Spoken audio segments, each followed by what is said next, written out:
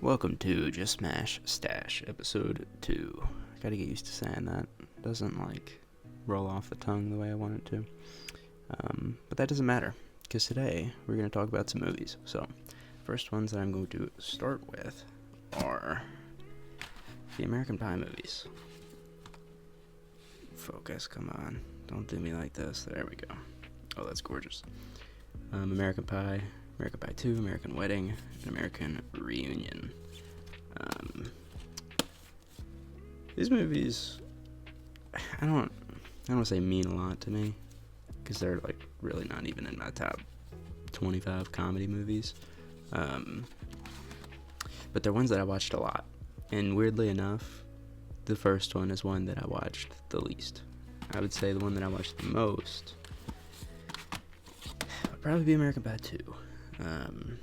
For some reason, this movie got the most reruns on TBS when I was a kid, especially during the summertime. It's a really good summertime movie.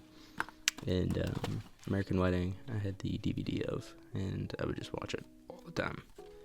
So, American Reunion, I remember I saw in theaters on my 2012, so 14th birthday. My dad and I went and saw it. Only kid there, but I loved it. I haven't watched it in a very long time, so who knows how I would feel about it now. But, let's see, the first American Pie. Technically speaking, this might be the first Blu-ray I ever bought, because I bought it for my dad for Christmas, and like most things that I bought for him that he didn't really care for, I just kept.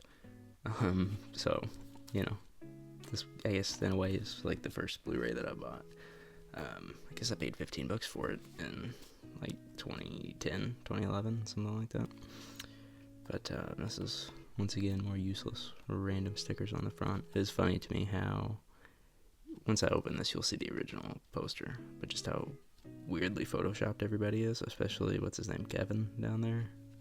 This was a part of the Universal 100th anniversary series, so essentially they put out a bunch of movies, and they all had this sort of design and slipcover, and when you opened it up, it would look like this. Obviously it would be different for every movie, but you can kind of see here at the bottom, focus, they've got a timeline of older movies and when they came out. And American Pie, July 9th, 1999. But it's funny when you look at the original poster there, and then this weirdly photoshopped one. I don't know. Interesting. Yeah, not the best cover, but I don't know. Good movie. Funny. Let's see, I think this is the digital copy, which by this point, long expired. Yep, there it was. QR code. Who knows what that does? 100 years of movie making. Wow. But yeah, Blu-ray and DVD. That's always the best deal when it comes with both. I know, some people don't care to have both, but I've always thought it was cool to have both. And really just anything that's going to give you the best value. That's what you want. So.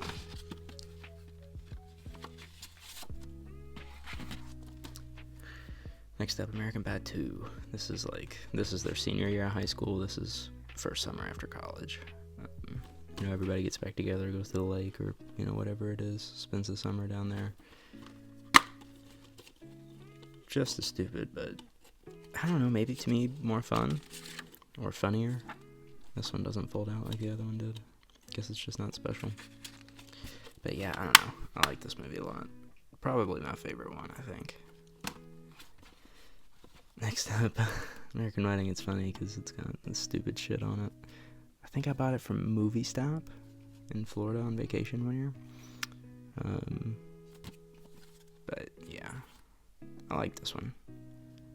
It's definitely I don't know, when you're 3 movies deep into a comedy series, it's kind of what's there really left to do? And also, whatever that dude's name is, I can't think of his name. He's not in this one for some reason. So he's back for the fourth one though. But also weird that back in the day before Blu-ray, when they were doing digital copy, they would include a disc that you would have to put into your computer to download the digital copy.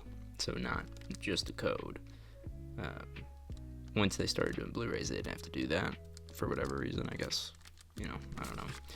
But so because of that, I have a digital copy disc, which is useless. You can't watch anything on it. It's, dumb. And then the DVD and the Blu-ray.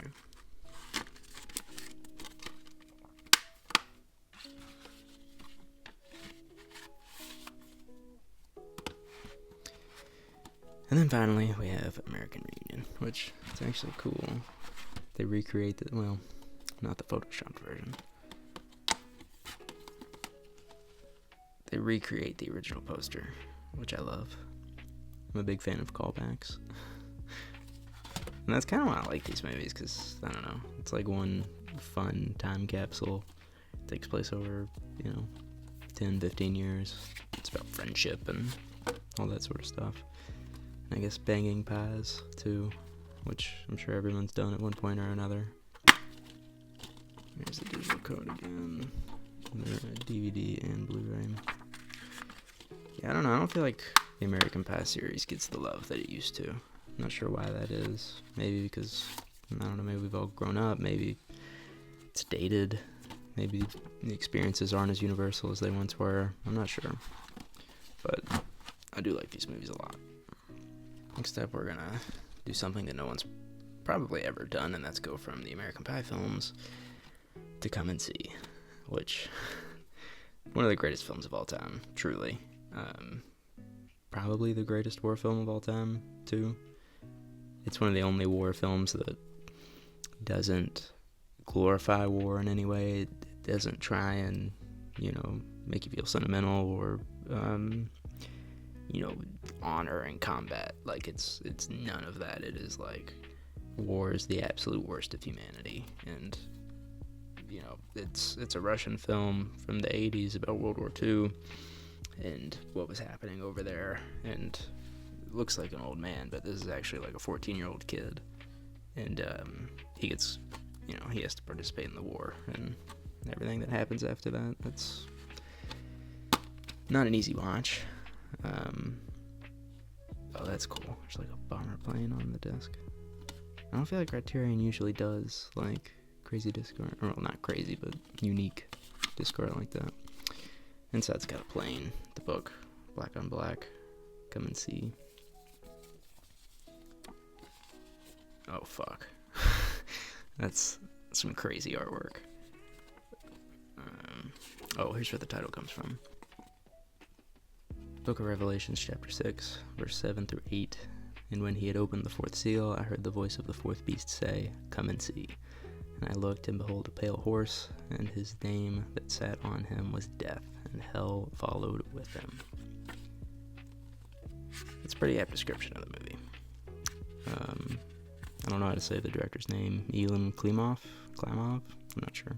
He has another movie that I've seen. I can't think of what it's called.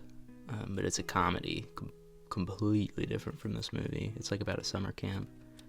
It's really good though. But yeah, with Criterion, you always get these like cool essays in the books. You learn a lot about the movies. I actually have not sat down and read through these, but I would like to one day. I don't know, it's like this is truly one of the greatest films ever made. One of the most powerful films ever made. You won't ever feel as disgusting in your life as you will when you finish this movie. So that makes me think, why did I buy it? Because I probably won't ever watch it again. But it feels like one of those that, I don't know, for my collection of, I try to have everything that I like, even if it's, a terrible experience. So I guess that's why I own it. But yeah, great film.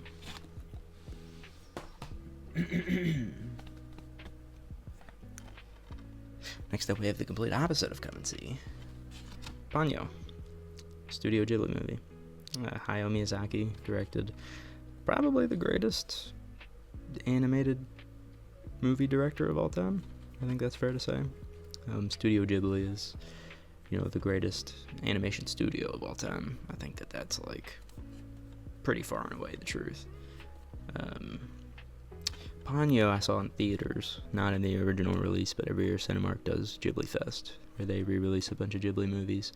And I remember when Ponyo came out initially, when I was a kid, like 07, 08, I want to say. But my buddy Matthew and I, we went and saw it in the re-release in the theaters, and I was like, it'll be fun. You know, like I don't think I'll love it or anything, but it'll be fun. But this is honestly one of my favorites. I would say this is like third or fourth favorite Ghibli movie, behind Spirited Away and Howl's Moving Castle. What an incredible movie. I mean, obviously the animation is just flawless. You literally don't get better animation than you do in Studio Ghibli, which kind of makes me pivot to, I don't like this steelbook, and I don't like the other Ghibli steelbooks because it's a series, and they all share the same art style, so it's just character on the front, title, and then a color to represent the movie. Nothing on the back. And it's just like, you make these incredible films, these incredibly animated films, and you pick like the most lame, boring design for the steelbook. Like, I don't know. That's lame. Great movie though. See, the discs are exciting, somewhat. You know, like, there's at least something going on there.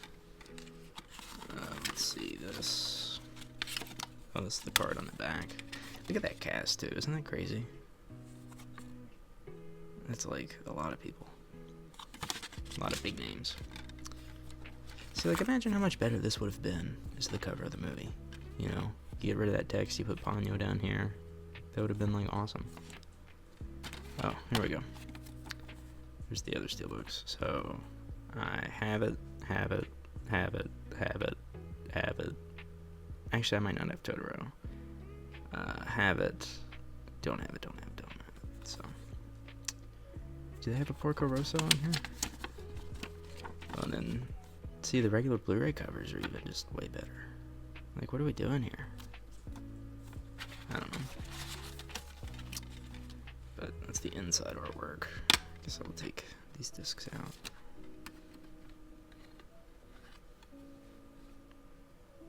Yeah, what a great movie. If you've not seen Ponyo, go out and watch it. If you've not seen any Ghibli movies, I would say immediately go out and watch those. They're pretty much all great. Well, they're all good. Some of them aren't great, but they're good. I've never seen one that I thought was bad. They're all entertaining, at the very least. So, yeah, Ponyo. Next up, we have 2014's Birdman. Or was it 2015? I don't remember. What I do remember is buying it.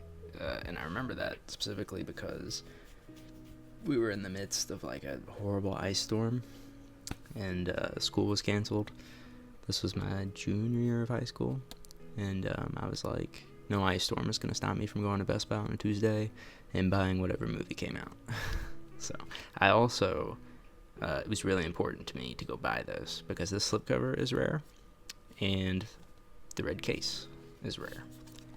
Obviously most Blu-ray cases are blue, but that one is red. But this is actually like, I've only ever seen this film once. Look at the spot gloss on the letters though, isn't that sick? And it's kind of on the character too. Oh, and you can really see it on the pictures there. I think this film won Best Picture. Does it say on here? Nominated 7 Golden Globe. No, so not the Oscars, but pretty sure this won Best Picture at the Oscars. And I know Michael Keaton was nominated and probably should have won. I love the idea of the movie, and the one-shot thing is cool. It's not shot in one take, but it's edited to look like it was shot in one take. I've only seen it once when it came out, which was 10 years ago now. I also watched it like 5 a.m., so I was really tired, but it deserves a rewatch from me. But it's cool because this is another fold-out slipcover, and that's really sick. And I know that I coincidentally have 2 fold-out slipcovers in one video, but this is not like a common thing. I did not plan that either. But what a great slipcover. There's an art to like the craftsmanship of the presentation of a movie case. Lost art too. The red case is so sick. So unique.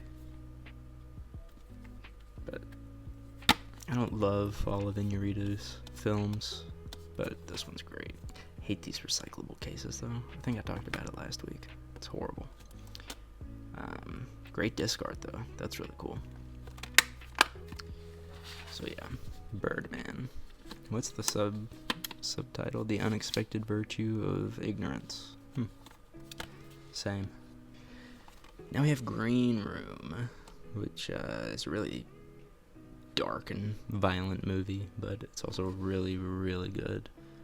I think this came out 2016, and I definitely remember going to Best Buy, buying it, and I think Matthew and I watched it one night over the summer, and we were just blown away. First of all, by how good Patrick Stewart is in the film. He's the villain, but essentially it's about this like punk rock band that they go to this biker bar, and it ends up being like a Nazi white supremacist hideout, and conflict occurs. But yeah, Patrick Stewart's just incredible in this movie. Slipcover is sick. Green is my favorite color, and it always goes well with purple. But it's like very, very shiny slipcover. But I think this is A24, right? Yeah, A24. It's got damaged. I think this is one of Anton Yelchin's last movies too. He's really good in it. R.I.P. And then Imogen Poots. She's always great. But yeah, insane movie. Lame disc art though, unfortunately. Come on, A24. You can do better. Of course, now A24 like produces and distributes its own Blu-rays. Like this is back when they would do it through, I think it was Lionsgate. But yeah, Lionsgate right there. Now they just make their own, and they've got this cool, like, unique packaging too. So, go watch Green Room if you haven't. Pretty different from Green Room, we have How to Lose a Guy in 10 Days. If you know me, you know that I am just a absolute fiend for rom-coms. Does not matter how bad they are. I will always go out of my way to watch a romantic comedy. Damn, is this case cracked a little bit? Maybe on the inside? I don't know. Oh, I wasn't even showing it. You can kind of see it. Let's get some focus. Right there. That sucks. I bought this from Big Lots for $2. Like last year, year before, something like that. I don't love this movie. I enjoy it. It's entertaining. But I don't think it's like, one of the greatest films of all time or anything. I don't even think it's one of the greatest, like, romantic comedies of all time. But it's funny. I like McConaughey a lot. I like Kate Hudson a lot. You, Me, and Dupree is one of my favorite movies from when I was growing up. So I'll always love Kate Hudson for that. And McConaughey, I used to love, but he sold his soul to AI, so he can eat a dick. But yeah, great movie. Next up we have, and I'm like going back and forth between like funny and dark and violent. I'm really not meaning to. But we have Assault on Precinct 13, John Carpenter film, and it's dented. That sucks. Sometimes I don't notice these things until they're like in front of me on camera and a light is shining on them. This is a really underrated Carpenter film. It's like, it never gets talked about. Oh, this is sick. Hold on. That's really cool. I love when steelbooks do this. Like a really cool wraparound art piece. Let's see, this was a part of I think it was Scream Factory or Shout Factory. Yeah, Scream Factory. They did like a series of John Carpenter movies, steelbooks with this art style. I've got a few of them. But it's really good. They all have the same format. Yeah, I gotta smoke. That's some great disc art too. Essentially the plot of this film, if you don't know it, they're doing a just like jail. They're doing like a prisoner transfer, so they have to take a bunch of prisoners and transfer them to another. And while that's happening, there's like riots, and it's like street gangs start attacking, so they have to kind of do like the last stand in the police station, and the cops and the prisoners have to work together. It's super sick. There's the tension in this movie is insane. The action's really good. I guess that's why I didn't put it in there that way at the first point. It's really, really good, though. Definitely a must-watch. It's not like an outright horror movie, like a lot of Carpenter stuff is. It's more just like an action thriller kind of thing. But I know they remade it in, like, 2005. I think Ethan Hawke might be in it. I've not seen the remake, just this one. And I'm sure the remake's not very good, to be honest. But yeah, this movie rules.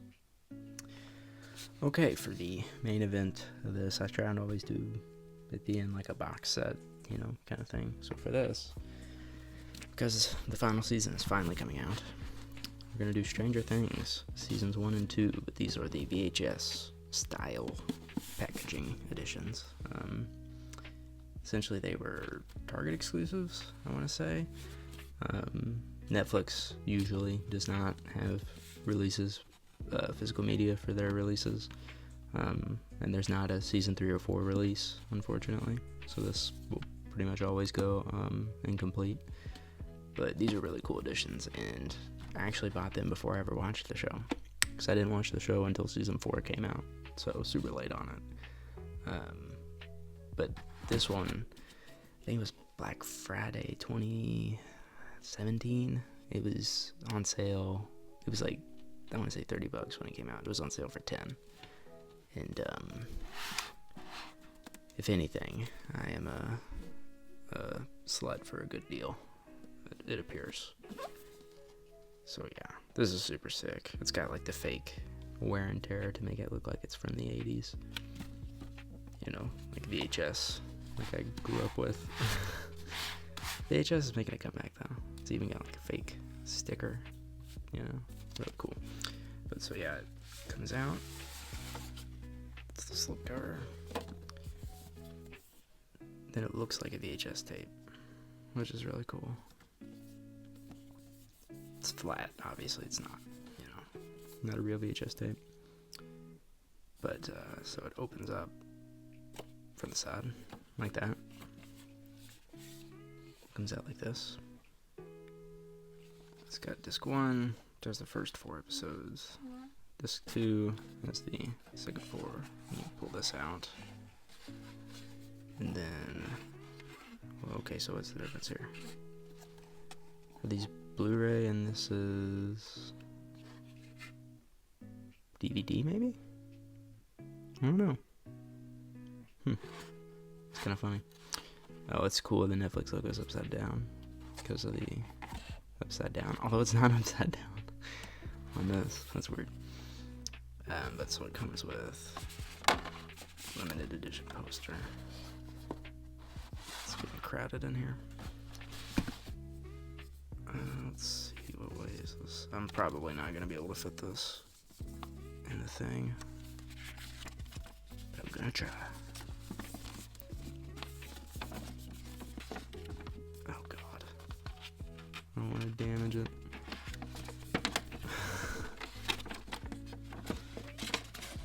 Oh wow. So essentially, it is like the Demogorgon's mouth. But it says Stranger Things. That's really sick. I don't know that I've ever fully pulled that out.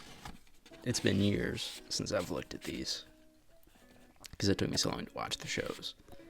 So, but this is a really sick edition. I wish more companies did stuff like this. And there are ones that do that. But let's see, can I put that background there?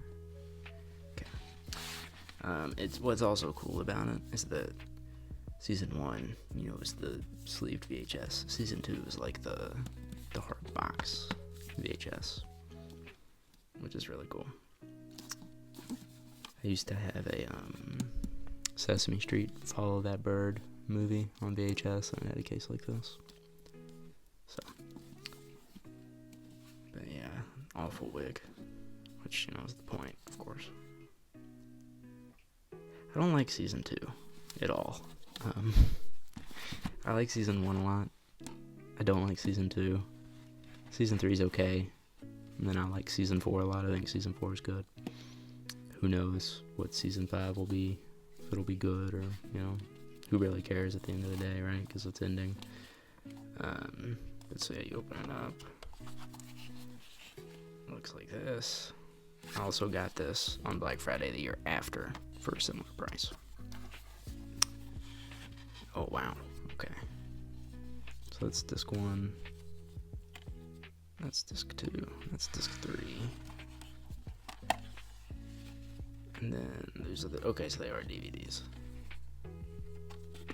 Am I missing a disc? I am missing a disc. Holy shit. I didn't know that. Oh, look at that. God damn it. Okay, no. Not missing a disc. They're stacked. For some reason.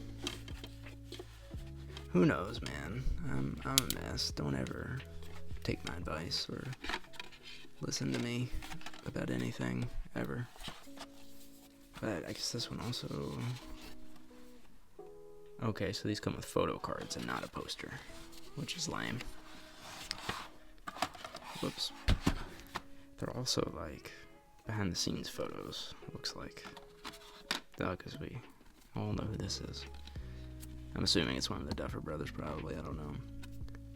I feel like I would rather have, like, cool pictures of the show. I don't know. Because I didn't watch the show when it came out. I really don't have a connection to it, like a lot of people do. I don't have, like, a sentimental connection. And also, because I don't think it's, like, great. It doesn't, like, mean anything to me. But, I don't know. It's okay. I'm looking forward to watching season 5. So yeah, that's just Mash Stash, episode 2. Weird collection of movies here, varying degrees of quality, to be honest. But I like them all enough to buy them, and that's good enough for me. So I would encourage you to watch all of these. Maybe not the same day, or week, or month. But I guess if you could only watch one, Come and See is probably the best. If you want to watch one that's fun, I would say Ponyo is probably the best. But yeah, that's been the stash. So let me know in the comments what you think of these movies. You know, if you have any of them, if you want any of them, please subscribe, please like, do all that stuff. But yeah, I've been Josh. Until next time.